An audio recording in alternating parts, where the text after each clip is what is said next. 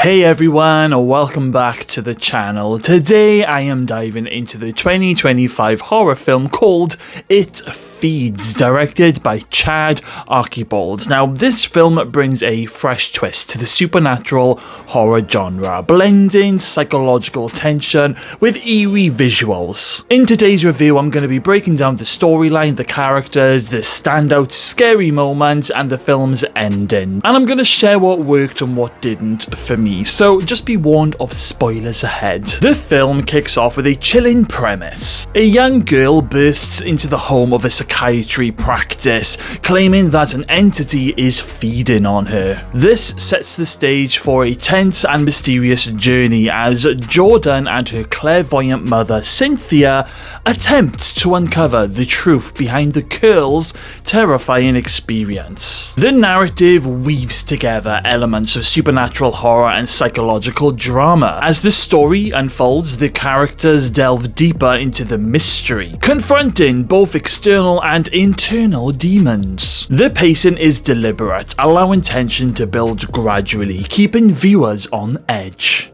The storyline takes you on this crazy and unpredictable path. I mean, there's even like a serial killer story thrown into the mix. Cynthia, the mother, is able to put her fingers onto people's foreheads and see that person's trauma and memories. Cynthia will then pretty much live through these moments as if it's like in real time, and she will try and help the person who she is helping to get over their demons. But when this like crazy demon ends up latching onto her daughter, Jordan, things get very crazy because, as I said earlier, there's like this serial killer dad who's basically he's like disposed bodies in his garden or something like that, and then he ends up burying Jordan alive at one point, and things get pretty intense. And I was gripped, I was gripped all the way through. But something that really blew me away was when Cynthia ended up putting her fingers onto her daughter's head to try and get rid of this demon.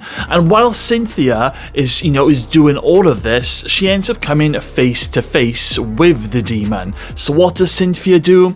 Well, she ends up putting her fingers onto the demon's head, meaning that we then go into the mind of a demon. And that is just super cool, and I was genuinely blown away by that idea. It was just awesome. I won't spoil anything, but it's really, really good, especially when we get to that final showdown scene in the final act. The heart of the film lies in its characters. You've got Jordan, who is portrayed by Ellie O'Brien. Now, she is a relatable and grounded protagonist. Her journey from skepticism to belief is compelling, and O'Brien's performance adds real depth to her character. Cynthia, played by Ashley Greene, she brings this nuanced portrayal of a clairvoyant therapist grappling with her own past while trying to help other people. Now, her relationship with her daughter Jordan adds this emotional layer to the whole storyline in the film, highlighting themes of family and trust. And I honestly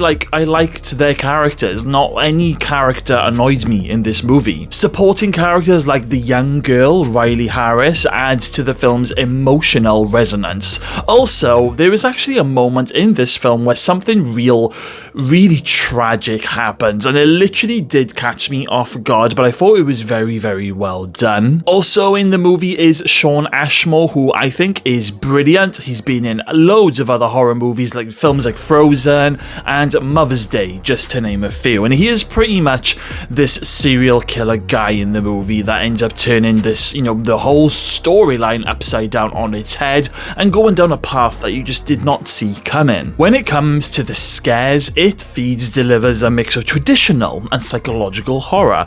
The entity's presence is felt, through subtle cues like the whispers and the flickering lights and the fleeing shadows, creating an atmosphere of dread. Now, the only thing that really did piss me off slightly was those early jump scares. Oh my goodness, they were just really annoying. There was some really oh god, there were just loads. There was way too many jump scares in the first half hour, and I was getting a little bit concerned that this film was solely going to rely on these jump scares to be scary. But thankfully, when the storyline fully kicks in, the jump scares do seem to die down. At least I don't remember seeing as many jump scares in the second half of of the movie. But yeah, just be warned, there's a lot of jumpy moments in the first half. One standout scene involves a tense confrontation where the entity's true nature is revealed. The blend of the practical effects and CGI enhances the horror,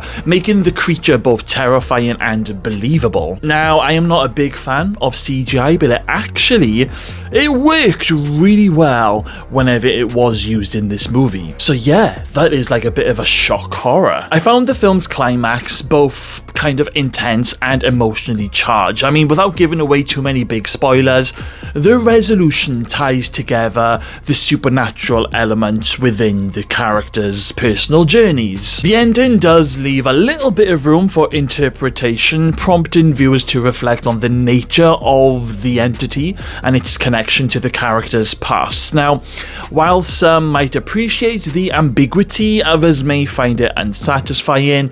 For me, I loved it. I was happy with the way it ended. I felt there was a perfectly conclusion to the story. And as I said earlier, I love that final act. I love the final showdown scene in the mind of the demon. As always, in any horror movie, some things work and other things don't work. Or, sometimes they're just not executed very well. So what worked for me? Well, for me, it was definitely strong performances, particularly from Ashley Greene and Ellie O'Brien. The atmospheric tension that builds gradually throughout the movie. Sometimes that is a little bit of a risk, when I suppose it could be a little bit of a slow burn, but you don't feel that much that it's a slow burn, at least I didn't, but it really did work. And of course, the effective use of practical and CGI effects to create a believable entity, it just complemented each other in this movie. What didn't work for me so much was literally just the overuse of those early jump scares. God, they were annoying. And yeah, apart from that,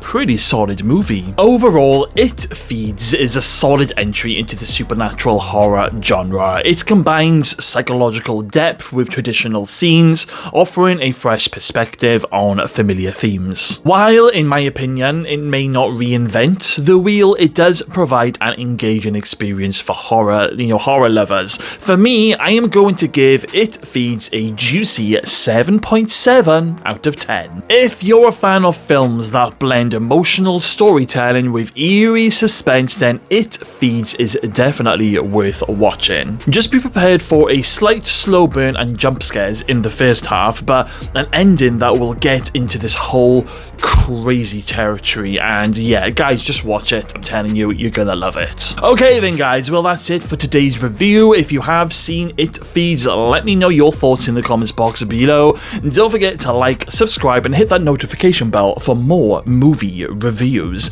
And until next time, guys, thank you all for watching. I'll see you in my next video.